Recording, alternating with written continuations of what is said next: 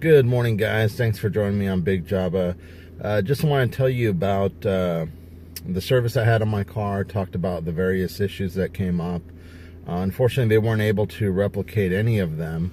And I got the vehicle back, and like I said, it's a pretty warm day, so everything seems to be driving okay, which is surprising. I mean, not one of the issues has come up, so I don't know if they disassemble the front end again and put it back when they're reassembling it. Maybe, something worked itself out, but I haven't had any issues. So I'm going to go down the list of issues that I was having and the explanations for them. So client states clicking noise when backing using the brakes. Please check and advise. So that ended up being the older brake actuator.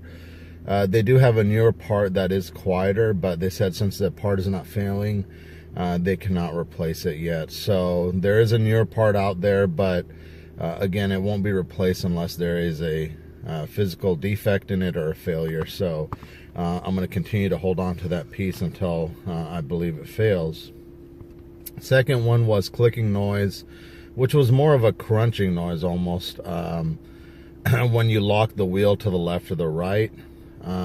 Again, this has not been able to be replicated, and since I got the car back, it's not doing it. So I'm not quite sure if they took it apart and then when they put it back together, it worked itself out. So that's not there as well.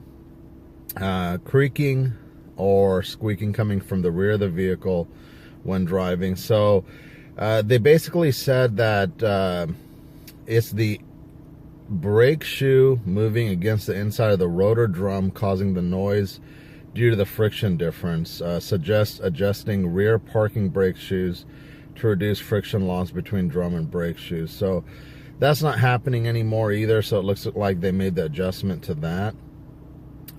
They also said that there's a better spring that you could order that would stop the squeaking because the springs are getting older in the car, but they haven't been able to, again, replicate that either, but they think it may be the spring. They said they could upgrade to a stiffer spring. I went ahead and refused that. I said, it's fine. We'll wait until it fails if it's going to. And then another piece was a sound like water droplets coming from the HVAC. It was very hard to even explain it to them. They couldn't quite understand.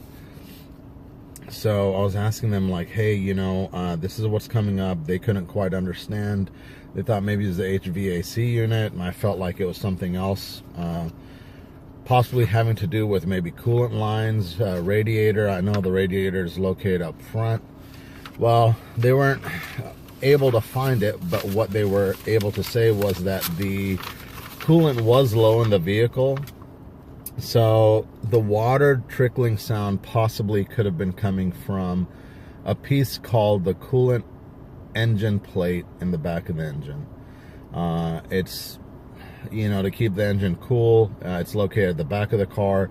If there's, a difference, too much of a difference in the fluid level, you could hear it maybe sloshing back and forth. So that's what they seem to think it may have been. Filled it, and I haven't heard it since, but they said they will keep an eye on it, and for me to keep an eye for any leaks. And they checked manifolds everywhere to see if there was a leak, and they didn't find anything. And then last piece of it, guys, they did charge a $99 fee, which I think is very fair. This fee they charged was basically, I guess, to do a multi-point inspection, check these points out. They didn't find anything. But what's cool about it is they said, hey, if a problem does develop, they'll take the $99 off work that has to be done. So all in all, guys, I'm happy. There's nothing wrong with the car. Just, things that are wearing with age. It's in 2009. We're going to 2019, so 10-year-old car. Small nuances, but nothing big. And again, the car's so quiet inside the cabin that you hear every single nuance and detail. So it could be that. But anyway, guys, want to follow up with you.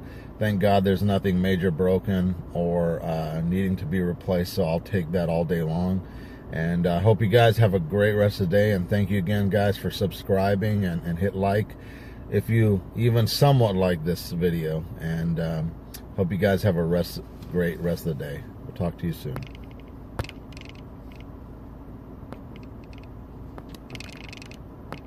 Alright guys, got the car back from the dealership, and driving it, ironically, none of those issues are showing up. I don't think they were in my mind. I think they might have found them and corrected them.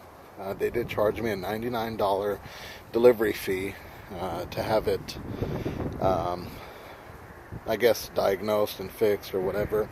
They said they didn't find anything. The interior panels that have melting, they are on order from Park Place Lexus, but guys, didn't find any issues with the vehicle at all, and they said they'll keep an eye on those problems with the parts that haven't necessarily failed yet.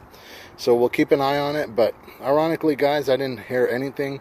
Could be the temperature today is warmer, so I'm not experiencing those issues. But car is great, so thank you.